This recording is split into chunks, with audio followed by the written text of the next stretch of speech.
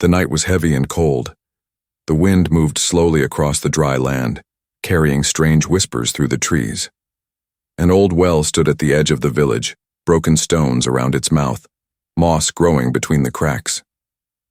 Long ago, people had drawn water from it, but now it was abandoned, left to rot in silence. That night, however, silence was broken.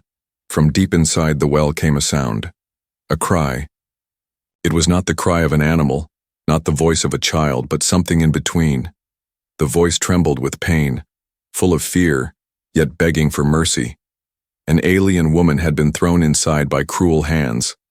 Her body was bruised, her silver skin marked with dirt. Her eyes glowed faintly in the darkness, but no one cared to see. She had been accused of bringing bad luck to the village, accused of being cursed. The people shouted at her, called her evil, and dragged her through the streets. Then, with no pity, they pushed her into the well to die. The stones cut her arms as she fell, and when she landed, the water at the bottom was thick and foul. Rats scurried away from her splash. The stench burned her nose, yet she forced herself to breathe. She coughed and cried out, her voice echoing again and again against the damp stone walls.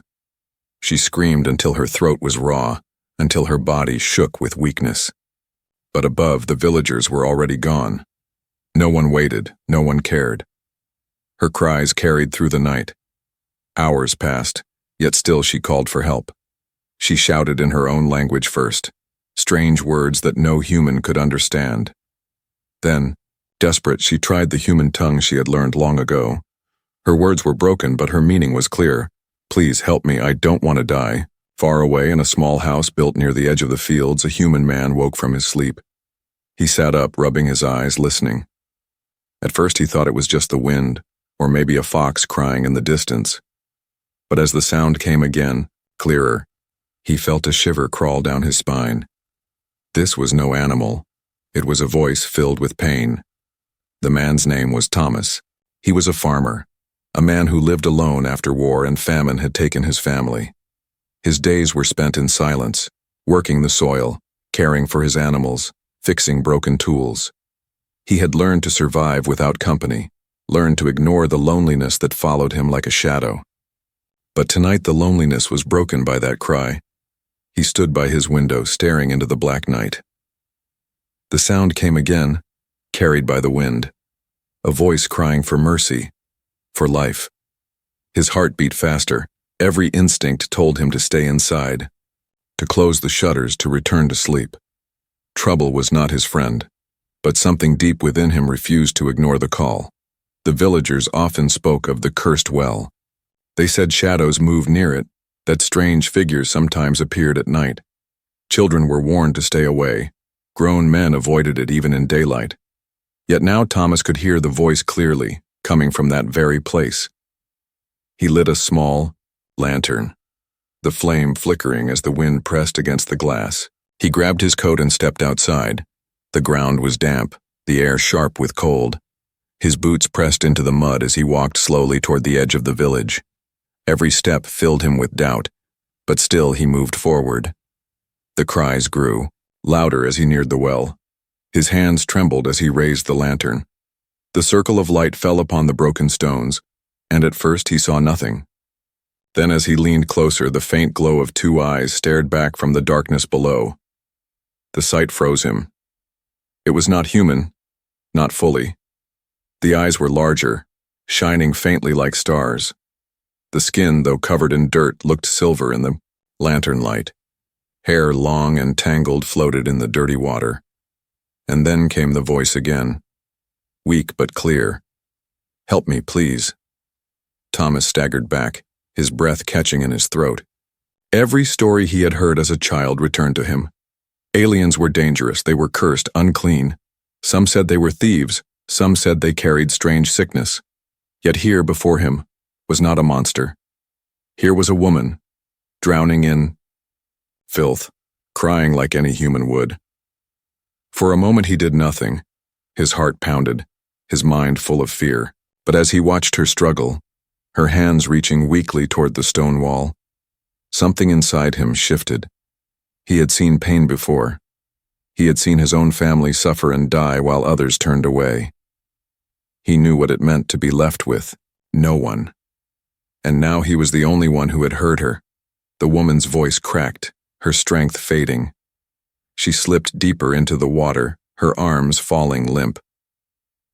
Thomas gripped the rope that hung near the well, his decision burning in his chest. The night was silent again, except for his breath and the faint drip of water. The world seemed to hold its breath, waiting. And then Thomas stepped forward, lantern shaking in his hand as he whispered to himself, "If no one else will answer, then I will." Thomas stood at the edge of the well, his lantern trembling in his hand. The glow from below still haunted him, the silver skin, the glowing eyes, the broken plea for help. His mind battled against itself. One voice said, "Walk away, this is not your problem." Another voice whispered, "She will die if you leave." The farmer's breath turned to mist in the cold air. His boots pressed against the damp earth as he stepped back. He almost turned around, almost chose the easy path. But the sound of a weak splash reached him, and he knew she was slipping lower into the foul water. If he left now, her cries would end forever. Thomas clenched his jaw. He was a man who had once turned his back on the world. When war came, when sickness spread, no one came to save his family. He remembered holding his wife's hand as fever consumed her, remembered his child's eyes dimming while neighbors shut their doors. The memory stabbed him now. He knew what it meant to be abandoned. He could not do the same to her. He dropped to his knees beside the well and shouted, "Hold on! I will help you." His voice echoed down, bouncing off the damp walls. The alien woman stirred, raising her head with effort. Her lips trembled, but her eyes burned with desperate hope. Thomas looked around. There was an old rope tied to a wooden post near the well, left by villagers who once lowered buckets for water. He tested its strength, pulling hard. The fibers groaned but held. His hands shook as he looped the rope around his waist. Fear gripped him. If the rope snapped, both of them would die. He lowered the lantern onto the ground, its light casting long shadows across the stones. Then, taking a deep breath, he swung his legs over the edge and began to climb down. The walls were slick with moss, the smell rising stronger as he descended. Rats scattered at the sound of his boots scraping the stone. The woman's eyes followed him. She coughed, her voice weak. "Why? Help me?" Thomas grunted, his breath short. "Because no one else will." When he reached the bottom, the stench hit him full force. The water was thick and dark, filled with rotten leaves and waste. The alien woman floated weakly, her hands moving just enough to keep her head above the surface. She looked at him with a mixture of fear and disbelief. Thomas waded forward, the cold filth burning against his skin. He reached her and grabbed her arm. Her skin was cold, trembling, fragile under his grip. She resisted at first, her eyes wide. "Why trust human?" she whispered. He met her gaze. "You don't have a choice, and neither do I." Slowly, carefully, he pulled her toward the rope. Her body was limp, her strength nearly gone. With one arm he held her, with the other he gripped the rope tightly. Every muscle in his body screamed as he tried to climb. The rope bit into his hands, his boots slipping against the wet wall. But inch by inch he pulled them upward. The woman groaned, her head resting against his shoulder. Her voice came out in broken words. "They hate me," said cursed, said, "Monster!" Thomas gasped, his arms burning. "You are not a monster. Monsters are the ones who threw you here." The climb seemed endless. His shoulders ached, his breath ragged, yet he refused to let go. Memories of his wife's weak voice, his child's fading grip, pushed him harder. He would not fail this time. At last, his hand found the edge of the well. With a final surge of strength, he dragged both their bodies over the stone lip and collapsed onto the ground. The alien woman lay beside him, coughing violently, water spilling from her mouth. She clutched at the earth as though it was the first real thing she had felt in days. Thomas rolled onto his back, staring at the stars above. His chest rose and fell in heavy breaths. The night was silent except for her labored coughing and the distant call of an owl. After some moments, she turned her head toward him. Her voice was hoarse. "Why save me? They will come again. They will kill you too." Thomas sat up, wiping his face. He looked at her, the lantern's light reflecting off her silver skin. For the first time in years, he felt something stir inside him. Not duty, not survival, but compassion. He answered softly, "I don't care what they think. No one deserves to die in the dark." The alien woman stared at him, her glowing eyes filled with confusion and something deeper, hope. She whispered a word in her own language, a word Thomas could not understand, but the tone was clear. It was gratitude. Thomas stood and offered his hand. She hesitated, then placed her trembling fingers in his. He pulled her gently to her feet. Her body shook, weak and fragile. But she stood. He picked up the lantern and looked toward the path leading to his farmhouse. The village was quiet for now, but whispers traveled fast. If anyone knew she was alive, they would not rest until she was gone forever. Thomas's mind raced. He had made his choice. Saving her meant risking everything, his peace, his safety, maybe even his life. But he knew he could not undo what he had done. The moment he heard her cry, his path was sealed. He glanced at her one more time. "Come with me. You are safe, at least for tonight." The alien woman nodded slowly, her voice trembling as she spoke the human word she had learned. Safe. And together, under the cold stars, the farmer and the alien walked away from the cursed well, unaware of how dangerous the days ahead would become. The night pressed heavier as Thomas led the alien woman away from the cursed well. Her steps were weak, every movement slow and painful. She stumbled more than once, but he caught her each time, keeping her upright. His lantern shook in his hand, casting long, nervous shadows across the ground. The world seemed to watch them, silent and cold. When they reached the edge of the fields, Thomas stopped to catch his breath. The farmhouse was still a short walk away, but the woman could barely stand. Her silver skin glistened in the lantern's light, covered with dirt and scratches. Her eyes blinked slowly, her lips moving without sound. She was slipping into unconsciousness. Thomas crouched beside her. "Stay awake," he urged. "You're safe now. Don't give up." She opened her mouth, whispering in broken human words. "No safe. They come. They find me." Thomas frowned. Her fear was clear. She believed death still followed her even now. He shook his head firmly. "No one will harm you while you're with me." But in his heart, doubt stirred. He knew the Yoam village too well. They hated what they feared, and they feared anything different. If they discovered she was alive, they would return, armed and merciless. Thomas clenched his jaw. He had no choice but to protect her, no matter the cost. Her knees buckled and she collapsed forward. Without thinking, Thomas lifted her into his arms. She was lighter than he expected, her body fragile, like a bird with broken wings. He adjusted his grip, holding her against his chest as he carried her across the field. His boots sank into the mud, each step slow but steady. The farmhouse came into sight, its windows dark. Relief filled him, but also urgency. If anyone saw them, rumors would spread. He hurried to the back door and pushed it open.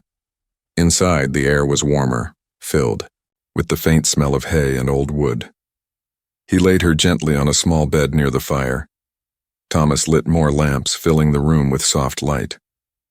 He brought water in a clay cup and pressed it to her lips. At first, she did not respond. Then, with trembling hands, she took the cup and drank greedily, coughing between gulps. Her voice was hoarse. "Why? Help me? Human never. Help." Thomas sat beside her, watching the firelight flicker in her glowing eyes. "Because I know what it feels like to be left behind. I won't let it happen to you." Her eyes widened slightly at his words, as if she struggled to believe him. Slowly, she nodded, her lips forming a word in her own tongue. It was soft, melodic, full of emotion. He didn't understand it, but the tone was clear. It was thanks. For the first time in years, Thomas felt something stir inside him. Not the dull ache of loneliness, but a fragile spark of purpose. He rose and fetched bread, tearing it into small pieces for her. She ate carefully, her hands shaking, as if every bite was a battle between hunger and weakness. The farmhouse was quiet, except for the crackle of fire and the sound of her eating. Outside, the night stretched endlessly, hiding dangers in its silence. Thomas moved to the window and peered out. In the distance, faint lights flickered near the village. Torches. His chest tightened. Already, people were searching. He turned, back to her. She was lying down again, her body curled as though bracing against unseen blows. Fear still clung to her even inside these walls. Thomas pulled a blanket over her. Rest. You need strength. She looked at him, her eyes heavy but still bright. If they find me, they kill you too. Thomas met her gaze steadily. Then let them come. I will not hand you over. Her lips trembled, but no more words came. Sleep pulled her into its grasp, her breath slowing as she drifted away. Thomas sat near the fire, staring at the flames. His choice weighed on him like a stone. Saving her had been instinct. Protecting her would be far more dangerous. He thought of the hunters who would come, of the villagers whispering curses, of the laws that punished anyone who helped outsiders. He had lived quietly for years, avoiding conflict, surviving alone. Now everything had changed. Yet as he watched her sleep, curled under his blanket, he knew he could not regret his decision. She was alive because of him. That mattered. The farmhouse creaked in the night. Wind pressed against the shutters. Somewhere outside, a dog barked, then fell silent. Thomas tightened his grip on the poker by the fire, ready for anything. Hours passed, but he did not sleep. His eyes stayed fixed on the door, waiting, listening. Every sound made his heart quicken. He knew danger would come. It was only a matter of time. And when it came, he would be ready. The farmhouse stood quiet in the early hours of dawn.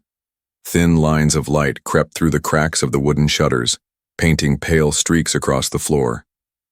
Thomas had not slept at all. His eyes were red from watching the door all night, his body heavy but his mind restless. On the bed near the fire, the alien woman stirred. Her breathing was shallow but steady, her face calmer than before. The silver tone of her skin shone, faintly under the blanket, though it was still stained with dirt and bruises. She opened her eyes slowly, confusion mixing with fear as she looked around. When her gaze met Thomas, she flinched, pulling the blanket closer. "Where am I?" she asked, her voice broken. "You're in my home." Thomas answered softly. "No, one will hurt you here." Her eyes narrowed, doubt clear on her face. "Humans do not protect. Humans throw me away." Thomas felt the weight of her words. He could not argue with them. He had seen with his own eyes what the villagers had done. Still, he shook his head firmly. "Not all humans are the same, not me." For a moment she studied him, as though trying to read his soul. Then she lay back down, too weak to resist. Thomas rose from his chair and went to fetch water. He returned with a clean cloth and began gently wiping the dirt from her arms. She winced but did not pull away. The cloth turned dark quickly, but her silver skin shone brighter with every pass.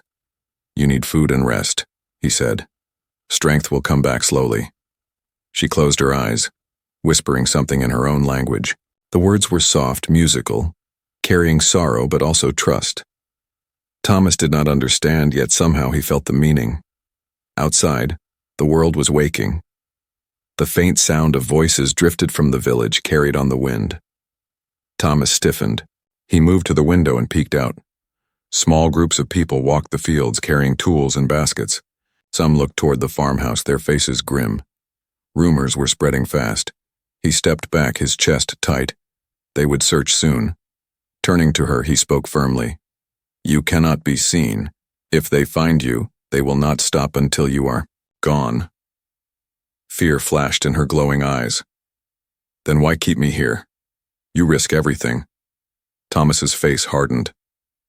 Because I know what it means to lose everything, and I will not let it happen to you. Her lips parted as if to answer, but no words came. She looked away, silent. Yet her eyes softened. Thomas pulled back a loose board on the floor near the hearth. Beneath it was a shallow space once used to hide grain during famine. Now it would have to serve a different purpose. He motioned to her. If they come, you hide here. She hesitated, fear and shame on her face. Hide, like animal. Thomas shook his head. Not like an animal, like someone I want to protect. The words surprised her. Slowly, she nodded. Hours passed. Thomas tended to his farm as usual, trying to look calm whenever villagers passed nearby, but his heart pounded with every knock on wood, every bark of a dog, every shadow that seemed to move too close. In the farmhouse, the alien woman tried to rest. She whispered her name once, so soft Thomas almost missed it. Sarai, she said, touching her chest. Thomas repeated it quietly, tasting the foreign sound. Sarai. Her lips curved in the faintest smile. It was the first time he had seen her smile at all. But peace was short. Late in the afternoon, boots crunched outside the farmhouse. Heavy, purposeful steps. Thomas looked up sharply. Voices followed, low, commanding, not friendly. He rushed inside. Sarai sat up, her glowing eyes wide with alarm. Thomas whispered quickly, "Hide, now." She slid from the bed, weak but determined.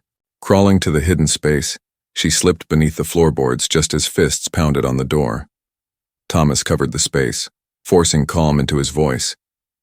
He opened the door to find two men from the village, their faces hard, their eyes sharp. One held a spear, the other a torch. "We heard strange cries last night," one of them said coldly. "Near the well, some claim something climbed out." Thomas kept his face neutral. "I heard nothing but the wind. The well is empty." The men stepped inside without asking, looking around the farmhouse. Their boots struck the wooden floor above where Sarai lay hidden. Thomas's heart hammered in his chest, but he stood tall. One man narrowed his eyes at him. "If you are hiding her, it will not end well for you." Thomas's jaw tightened. "There is no one here but me." For a long moment, the men stared at him, suspicious. Then they left, muttering darkly. Thomas closed the door, leaning against it as his knees nearly gave way. He quickly moved to the hearth and lifted the board. Sarai emerged, her body trembling, her face pale with fear. Thomas knelt beside her, gripping her shoulders. "It's all right. They are gone for now." Her hands clutched his tightly, her voice breaking. "You risked your life. Why?" He met her gaze, steady and unshaken. "Because your life is worth the risk." Her eyes filled with tears, the glowing light within them shimmering. For the first time since her fall into the well, she believed she might truly be safe. The next morning began with uneasy silence. The farmhouse sat under a gray sky, the air heavy as if the earth itself knew danger was near. Thomas stood by the window, arms crossed, his eyes scanning the fields. In the distance, faint movements caught his attention, men walking together, armed with spears and clubs. Their steps were too purposeful, their eyes too sharp. These were not farmers going to work. These were hunters. Inside, Sarai paced slowly, still weak but stronger than before. She stopped when she saw the tension on Thomas's face. "They come," she whispered, her voice full of dread. Thomas nodded grimly. "Yes, the village does not forget. They will search every house." Sarai's hands shook as she clutched, the blanket around her shoulders. "If they find me, they kill me. If they find you, protect me, they kill you too." Thomas turned to face her. His jaw was tight, but his eyes steady. "Then we cannot let them find you." He showed her the space under the floorboards again. Sarai hesitated, her glowing eyes wide with fear. "Dark place. I remember the well. I do not want the dark again." Thomas's chest ached at her words.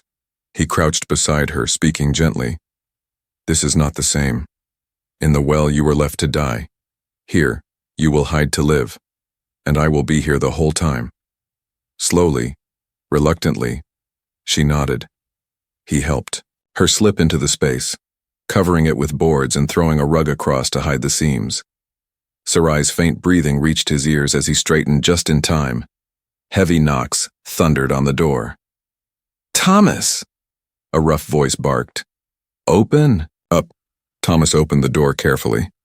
Outside stood 5 men. Their leader was tall and broad, his face scarred, his eyes cold. Behind him, 2 carried spears. One had a bow and another gripped a rope. Hunters prepared not for animals but for prey that looked too much like Sarai. The leader stepped forward. "We know what happened last night." The cries were heard by many. The cursed one did not die in the well.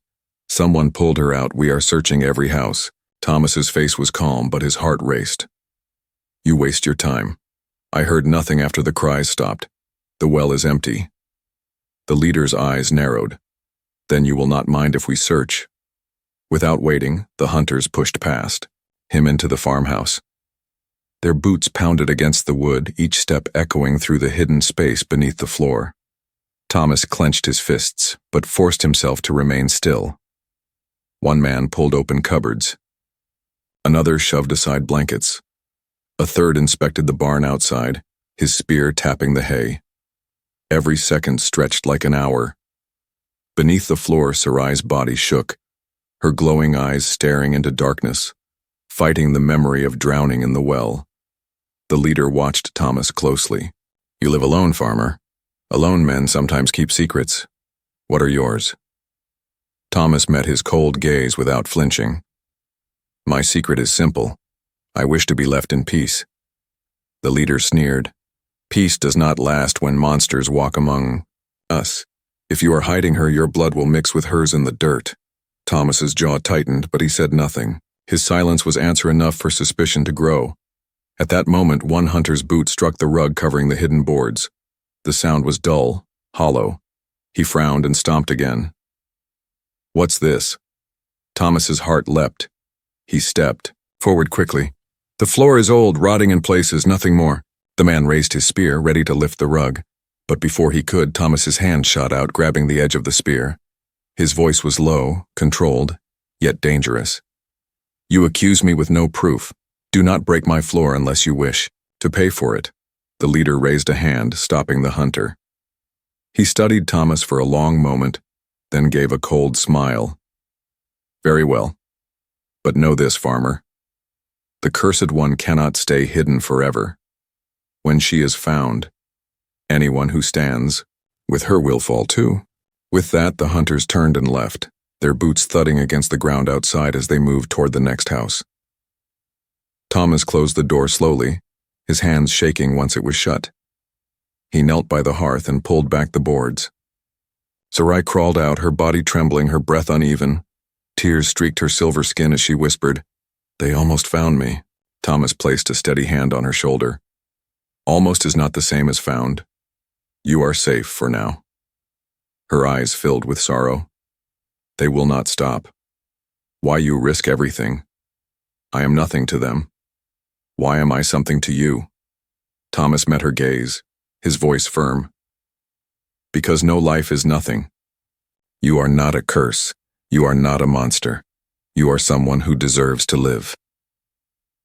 For the first time, Sarai's tears were not only from fear. They glimmered with something new, hope. But outside, the hunters' voices drifted through the fields, promising they would return, stronger and more certain. The danger was only beginning. The days after the hunters' visit were heavy with fear. Thomas worked in the fields by day, pretending all was normal, while Sarai stayed hidden inside the farmhouse. At night, when the world grew quiet, she came out of her hiding place. Together, they shared bread, water, and silence that slowly began to change into words. At first, Sarai spoke little. Her voice was weak, her trust broken from years of cruelty. But Thomas was patient. He did not force her. He gave her time. He brought her clean clothes, patched from his own garments, and showed her how to use the water basin to wash away the dirt of the well. Each act was small, but each one carried meaning. One evening, as the fire crackled and the air outside howled, with wind, Sarai whispered something unexpected. "I had a family once." Thomas looked up from sharpening his tools. Her eyes glowed softly in the firelight, reflecting both pain and memory. "They called me cursed when I was born," she said, "but my mother loved me. She kept me hidden, fed me scraps, held me when others wanted me gone. When she died, the village took me. They said I was a shadow that brought sickness. They threw me away." Her voice cracked as she clutched the blanket tighter. "I cried, but no one listened. No one until you." Thomas set his tool aside. His chest ached at her story.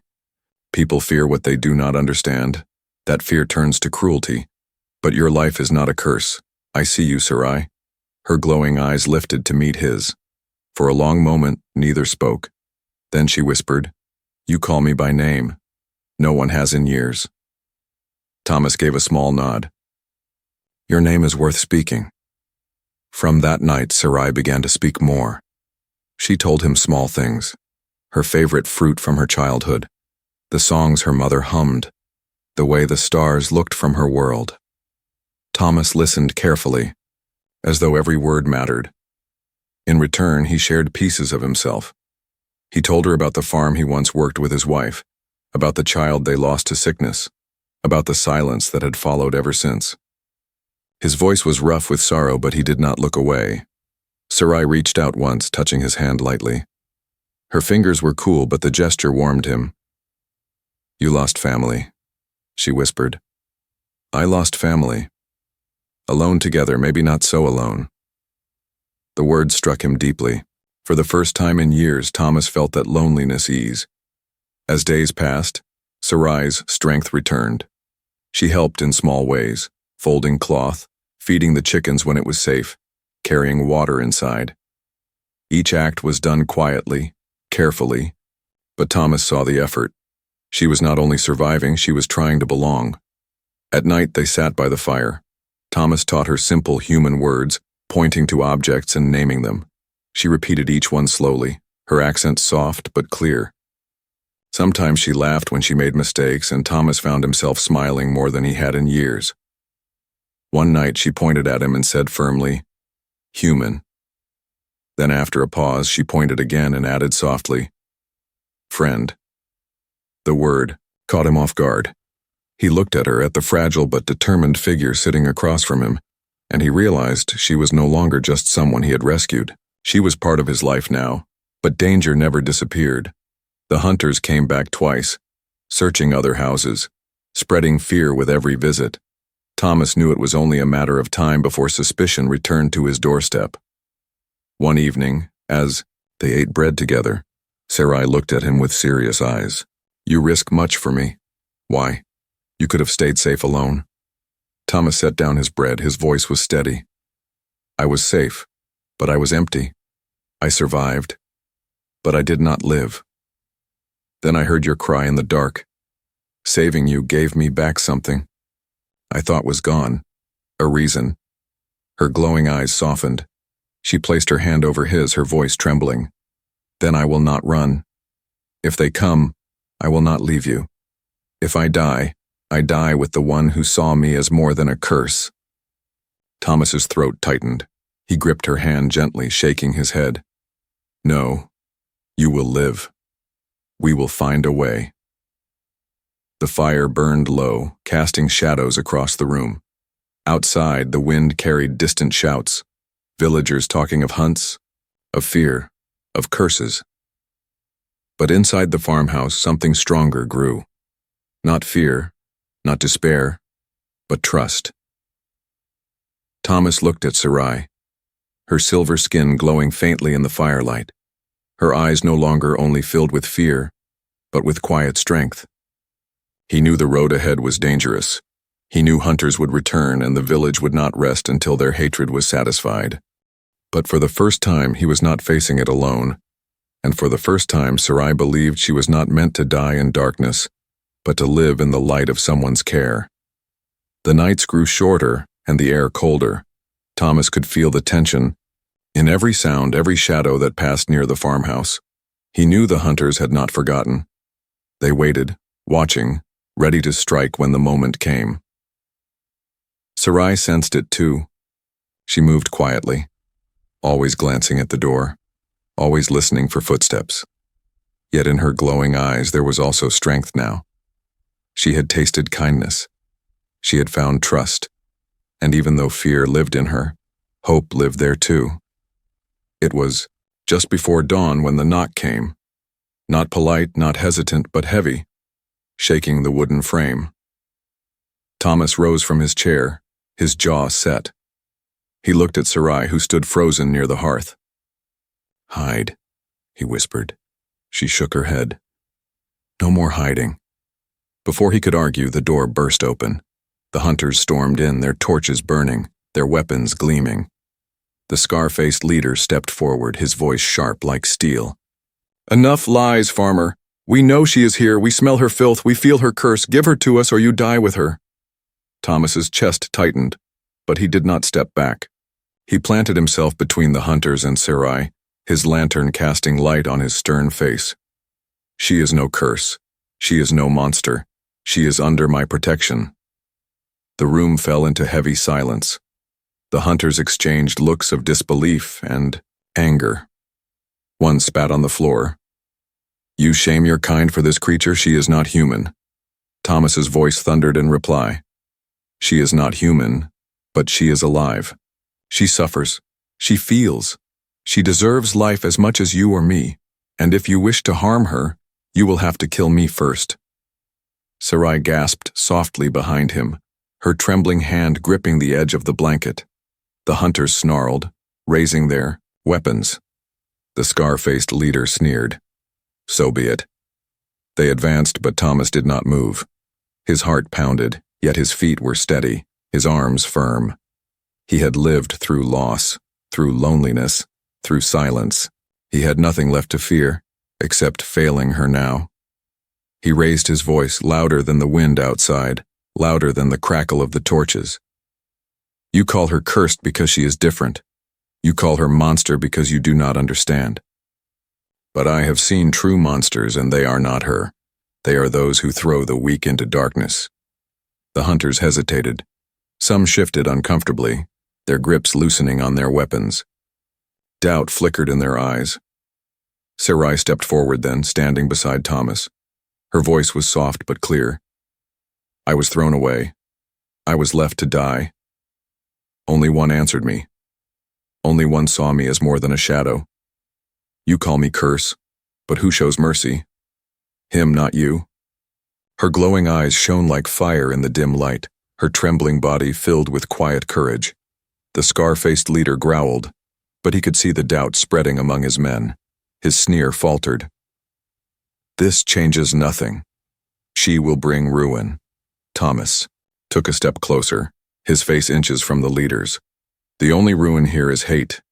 If you kill her, you kill what makes us human. You kill compassion. And without compassion, we are worse than beasts." The silence that followed was heavy. The hunters looked at each other, uncertain. No one moved forward. At last, the leader spat on the ground again and turned away. "Keep your cursed thing, but when it destroys you, remember we warned you." One by one, the hunters left, their torches fading into the distance. The farmhouse door stood open, the cold morning air rushing in. Thomas stood still for a long moment, his breath ragged, his body trembling from the weight of his stand. Then he turned to Sarai. She was crying, her tears glowing like silver drops. She whispered one word she had practiced for days, one word she had saved for now. "Human." Her voice broke on the word, but her meaning was clear. Not just human as a name for his kind, but human as a name for what he had shown. Kindness, mercy, courage. Thomas placed a hand gently on her shoulder. "You are safe now. Whatever comes, you are not alone." Sarai leaned into him, her body shaking, but her heart stronger than it had ever been. For the first time since she was cast into the well, She believed she belonged. Outside, the sun rose, slowly spreading light across the fields. The farmhouse glowed in its warmth, no longer just a shelter of wood and stone, but a place where something greater lived, hope, born from the answer of one human who refused to turn away.